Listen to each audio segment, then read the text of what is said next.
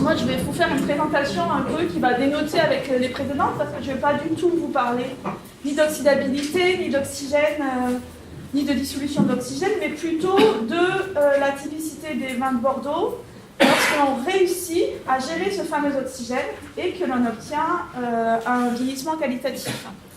Donc, le vieillissement des vins, alors je ne vous ai pas mis en vin de Bordeaux exprès, il peut suivre deux voies, on en a parlé déjà plein de fois ce matin, ce côté Dr Jekyll et Mr Hyde du vieillissement, avec un côté très négatif qui est le vieillissement oxydatif, que vous connaissez, un côté assez négatif qui est le vieillissement, qui est la réduction, et puis entre les deux, à l'équilibre, le vieillissement réducteur, et c'est ce qu'on va s'attacher à définir pendant ce petit exposé.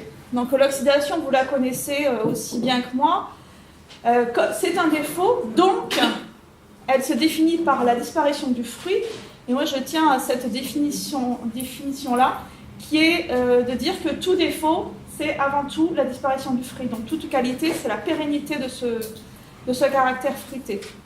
Donc les descripteurs du vieillissement oxydatif, vous les connaissez, c'est le pruneau, la pomme oxydée, la noirance, la cire, et ça a été bien défini moléculairement parlant par mon collègue Alexandre Ponce, dont vous avez peut-être vu des exposés, vous en verrez probablement à l'avenir.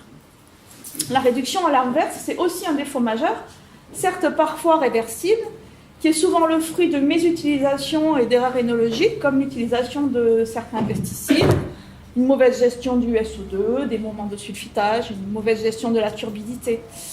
Et les odeurs générées sont proches de celles des produits aillacés comme l'ail, l'oignon, des choux de Bruxelles que tout le monde aime, des pneus cramés, et puis de la serpillière. C'est des odeurs extrêmement agréables et heureusement pour certaines d'entre elles, elles peuvent être dégradées par oxydation, par même agitation dans le verre au moment du service, mais ce n'est pas toujours le cas. Et dans tous les cas, la réduction, c'est aussi le marqueur du fait que l'on n'a pas eu génération de composés au vieillissement nécessaires au développement d'un bouquet, on va l'appeler maintenant bouquet qualitatif. Et cette réduction, elle se manifeste aussi par le masquage du caractère fruité. Alors ça, c'est une diapo que j'ai volée à Maurizio un jour de congrès, donc je te la rends. Merci. Après, tu l'as habillé beaucoup bien. Hein. J'ai rajouté un petit caractère féminin. C'est juste pour vous dire que finalement, à l'équilibre entre le caractère oxydé et le caractère réduit, on a une augmentation de la qualité hédonique, ce qu'on cherche tous, mais c'est bien un équilibre, donc difficile à obtenir, et c'est ce qu'on appelle le bouquet de vieillissement. Ce bouquet de vieillissement, il est assez mal défini.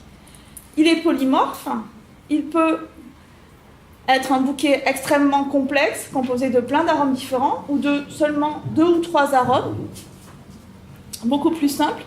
Et entre ces deux extrêmes, il y a plein de faciès différents de ce bouquet de vieillissement. Donc, comme moi je ne savais pas trop comment définir ce truc-là, je suis retournée vers le maître, Émile Pénaud, et je suis allée voir ce qu'il avait écrit. Et notre cher Émile nous dit dans Le goût du vin, et seulement dans la première édition, après ça a disparu des éditions suivantes, que ce fameux bouquet de vieillissement, c'est-à-dire le Graal du vieillissement des vins, c'est un mélange de parfums complexes, exhalés par le vin vieux, blabla, blablabla, blabla, voilà. Et voilà, et en fait, on n'en sait pas plus, on ne sait pas exactement comment se définit ce bouquet de vieillissement, sauf qu'il est polymorphe. Donc en fait, ce qu'on a fait, c'est qu'à l'ISV, on a interrogé les praticiens. Donc il y a peut-être des gens parmi vous qui ont été interrogés par questionnaire Internet, puisqu'on est au XXIe siècle. Et donc, on a sondé les professionnels de la filière pour voir s'il existait un concept partagé du vieillissement des vins rouges de Bordeaux lorsqu'il est qualitatif. Donc, la méthode qui a été employée, ça a été de poser 2 fois la même question sous des couverts différents pour voir si les gens étaient cohérents avec eux-mêmes. Donc, on a demandé par 2 fois aux gens qu'est-ce qu'ils pensaient, à quoi ils pensaient lorsque l'on parlait de bouquet de vieillissement réducteur des vins rouges de Bordeaux. On a obtenu parmi toutes les réponses 156 réponses qui ne se contredisaient pas pour les 2 réponses aux 2 questions redondantes. On avait essentiellement des gens qui travaillaient à Bordeaux, des œnologues et des gens diplômés en œnologie, donc des BTS, etc. Et puis, la plupart des personnes avaient l'habitude de déguster plusieurs fois par semaine, voire quotidiennement des vins. Sur le graphe qui est juste à côté, là, là c'est sûr, il ne marchera plus du tout. Sur le graphe qui est à côté, je vous ai mis un peu la répartition des réponses. Pour analyser ces réponses, on a fonctionné par syllogisme. Vu qu'on ne connaissait pas la définition de ce fameux bouquet de vieillissement, a priori, on s'est dit, les gens qui, à la place de cette définition, nous donnent la définition d'un défaut, donc défaut de réduction, défaut d'oxydation, même des fois moisitéreux ou phénolés, on les élimine. Donc on s'est rendu compte qu'à peu près la moitié des gens confondaient le vieillissement qualitatif des vins de Bordeaux, des gens bordelais diplômés de Bordeaux, avec la définition d'un défaut. C'est pas vous, parce que les gens qui viennent aux journées de formation, comme ça, se trompent pas. Voilà. Donc, donc ça montre bien qu'il y a une nécessité à parler de cette définition et à surtout progresser dans cette définition. Donc, dans un deuxième temps, on a pris les mots de vocabulaire générés par la moitié qui donnait quelque chose, qui n'était pas un défaut, et on a analysé ces mots de vocabulaire. Donc, dans ce concept, il y avait des mots qui étaient reliés à un caractère aromatique, et ces mots reliés au caractère aromatique contenaient souvent les termes empyromatiques, grillé, sous-bois, frais, fruité, toujours cette pérennité du caractère fruité dont on a parlé, viandé, épicé, boisé, mentholé, cette notion de fraîcheur somesthésique, âtre et fumé. Les gens nous parlaient aussi d'équilibre et de complexité structurale, avec une certaine finesse. Donc, les gens nous parlaient de la notion d'évolution dans le temps, soit de l'évolution en bouteille, soit de l'évolution au cours de la dégustation, et relier ça avec des notions à forte valeur hédonique, à forte valeur liée à la qualité, comme le lien avec les grands terroirs, par exemple, et l'absence de défauts.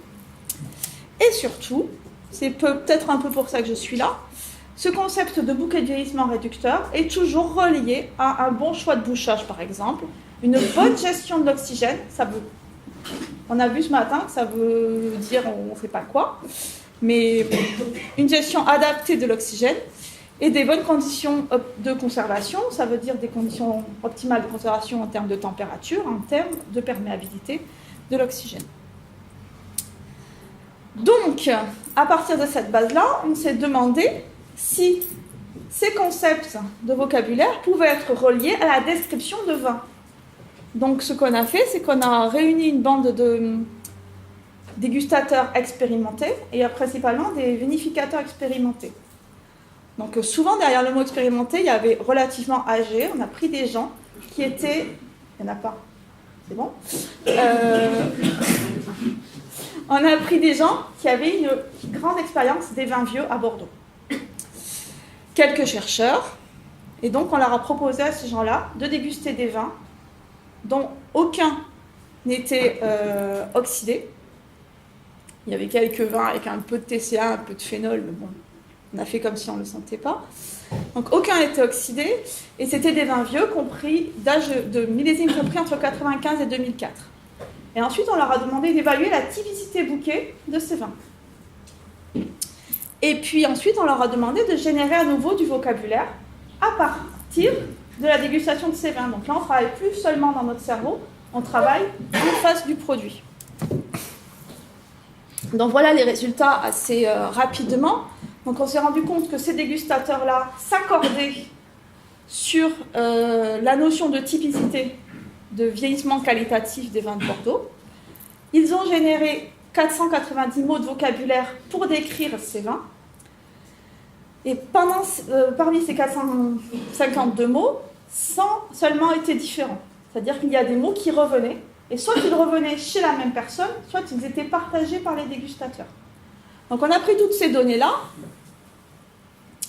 le taux de partage et le taux de fréquence de citation du mot.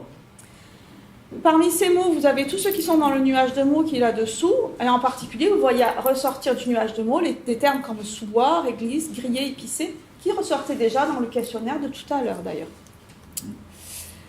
Et donc, à partir de ces taux de partage et de ces fréquences de citation, on a mis en place des classes de termes qui permettent de définir le vieillissement qualitatif des vins rouges de Bordeaux. Dans ces classes de termes, la première est la plus significative, la seconde arrive en deuxième dans le rang de significativité, classe 3, classe 4, classe 5, des mots un peu moins utilisés. Donc on se rend compte que les termes comme pérennité du fruit frais, sous-bois, épicé, réglisse, truffe, nantais, grillé sont les plus importants. Et ça a été ça notre base de travail pour ensuite chercher des molécules qui peuvent être à l'origine de ces notes dans les vieux vins de Bordeaux. Donc à partir de cette définition sensorielle que j'ai représentée dans ce graphe-là, à l'aide d'images qui, soit dit en passant, ont été validées aussi comme étant significatives des termes que je vous ai donnés tout à l'heure, nous avons commencé à chercher une définition moléculaire, c'est-à-dire à chercher des composés qui sont responsables de ces notes. Et ça nous permet quoi? Ensuite de moduler les conditions viticoles et œnologiques pour voir qu'est-ce qui favorise et qu'est-ce qui ne favorise pas la génération de ce fameux bouquet de vieillissement. Donc, je vais vous présenter rapidement quelques-uns des marqueurs. Donc, les marqueurs des notes qui sont autour du domaine de la pâtisserie, moi j'appelle ça le domaine de la pâtisserie, c'est-à-dire notes chocolat, café, caramel, pain grillé, brioche chaude. Même sous-bois sont des composés qu'on appelle hétérocycles. En fait, c'est des petites molécules. Et ce qui est intéressant dans ces composés, c'est qu'elles contiennent toutes un atome de soufre. Cet atome de soufre, c'est le marqueur de la réduction. Cet atome de soufre, il peut être interchangé avec un atome d'oxygène en cas d'hyperoxygénation. Et dans ce cas-là, on va passer de l'autre côté de la barrière, en fait. Ces deux atomes, c'est en fait des frères dans le monde de la chimie, et ils sont capables de s'interchanger l'un avec l'autre assez facilement. Donc on peut passer de composés de la réduction à des composés de l'oxydation assez facilement. Du point de vue des chimistes, c'est ça. Ces fameux hétérocycles aromatiques peuvent être issus pour partie du boisage et pour partie de la réaction de Maillard. C'est une réaction agroalimentaire assez connue qui opérera à partir de sous-produits des deux fermentations. Donc, des composés tels que le diacétyl et d'acide aminé. Le problème avec ces composés hétérocycliques, c'est comme vous le voyez, leur formation dépend de plein de facteurs. Les quantités d'oxygène, les températures, le pH, le boisage ou pas le boisage, les fermentations, la façon dont sont menées les fermentations, la rapidité des fermentations, etc. Et donc, en fait, on n'est pas tout à fait capable de driver la génération de ces composés-là. Par contre, ce qu'on sait, c'est qu'ils participent au polymorphisme du bouquet, c'est-à-dire qu'ils vont donner une couleur différente à la composition aromatique du vin de Bordeaux vieux. Comment on a montré ça? En fait, à partir des 30 vins qui ont été dégustés par nos 13 experts, on a classé les vins pour lesquels tout le monde s'accorde à dire que ce sont des bons modèles du grand Bordeaux vieux, des vins pour lesquels on s'accorde à dire que ce sont des mauvais modèles. Donc les bons modèles, je les ai représentés ici sur ce cadre qui est le résultat d'une machinerie statistique infâme en bleu. Les mauvais modèles, je les ai placés en rouge. Et puis il y a des vins pour lesquels les gens n'étaient pas d'accord. Donc en fait, on a appelé ça des modèles intermédiaires. Ou alors ils étaient décrits différemment par le panel. Et ici à côté, je vous ai mis les résultats, encore une fois, du résultat d'une machinerie statistique infâme, des dosages des hétérocycles. Et si on superpose les deux cadres, on se rend compte que tous les hétérocycles qui sont ici sont liés avec cette notion de modèle intermédiaire.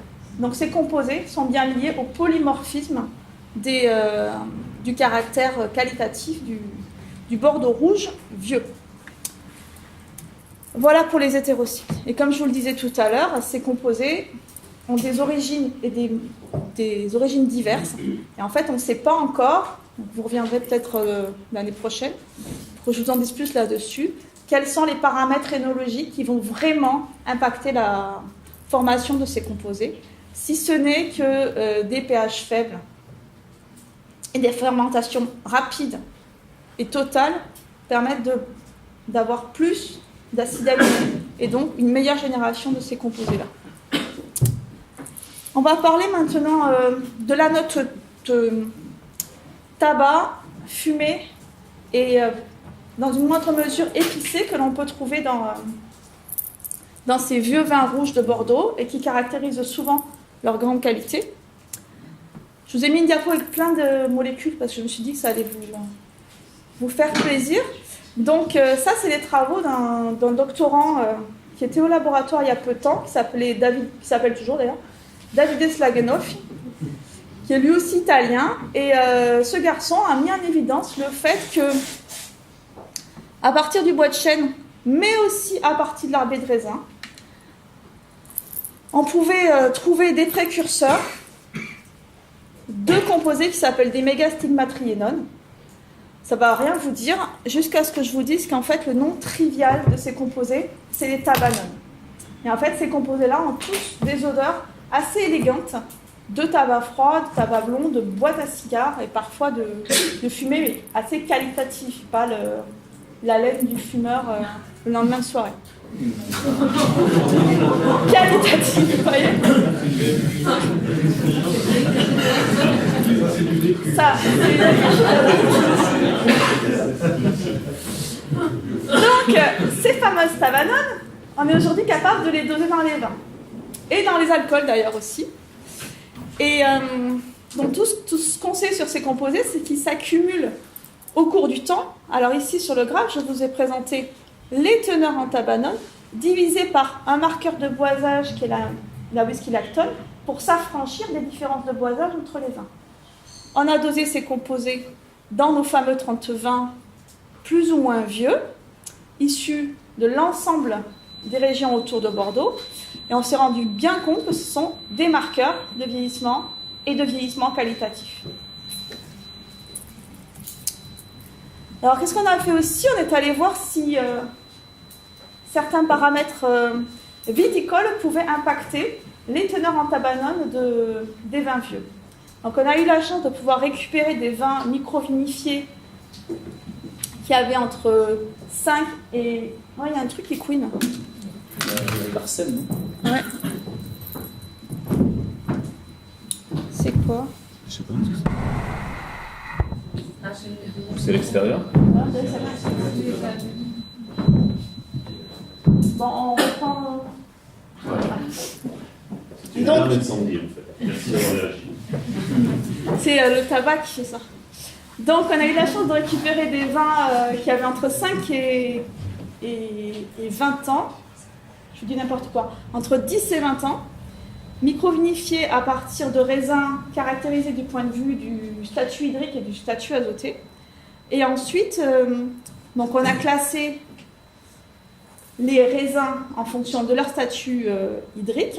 Ici, je vous ai mis les valeurs de delta C13 et on s'est rendu compte que la tabanone générée par année était largement favorisée par un statut hydrique, par un déficit hydrique, non pas sévère, mais assez fort. C'est quelque chose que tout le monde sait, en fait. On a mis des chiffres sur le fait qu'il faut avoir un déficit hydrique correct pour faire des grands vins rouges à Bordeaux, mais on a réussi à chiffrer ça. Voilà. Dernier composé dont je vais vous parler, c'est un composé dont l'odeur rappelle celle de la truffe ou à certaines teneurs, l'olive verte. Donc ça, c'est les travaux de Magali Picard qui est en doctorat en ce moment à l'Institut des sciences de la vigne et du vin. Et ce composé, c'est le diméthylsulfure, qui est un composé de la réduction bien connu depuis assez longtemps dans le vin, mais finalement pas étudié à la hauteur de sa valeur.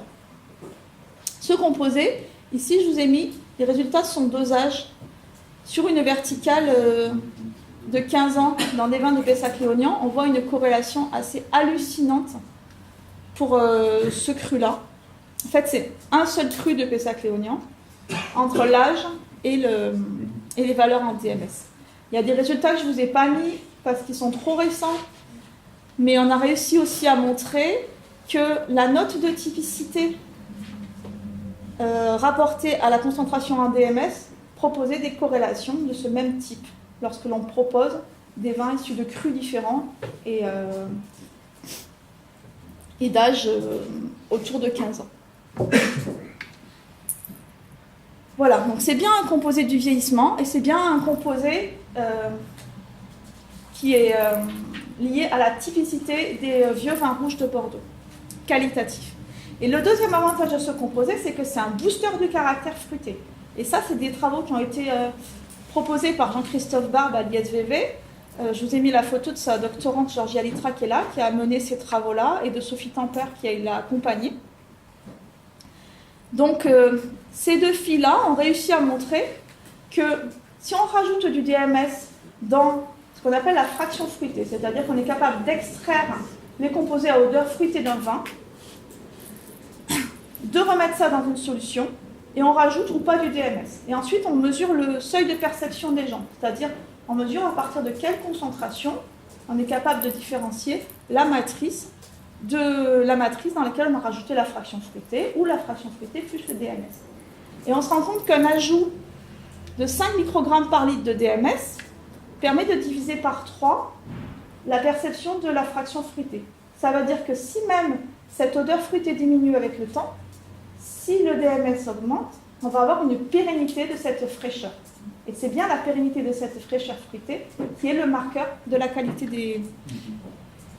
des vieux vins, Bordeaux ou pas Bordeaux d'ailleurs. Comment on favorise ce DMS?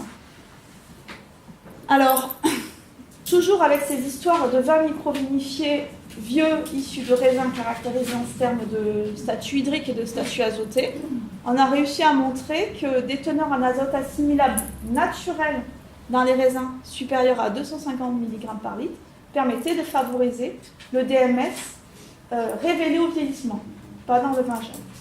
À Montpellier, ils ont montré à peu près la même chose, mais sur des jus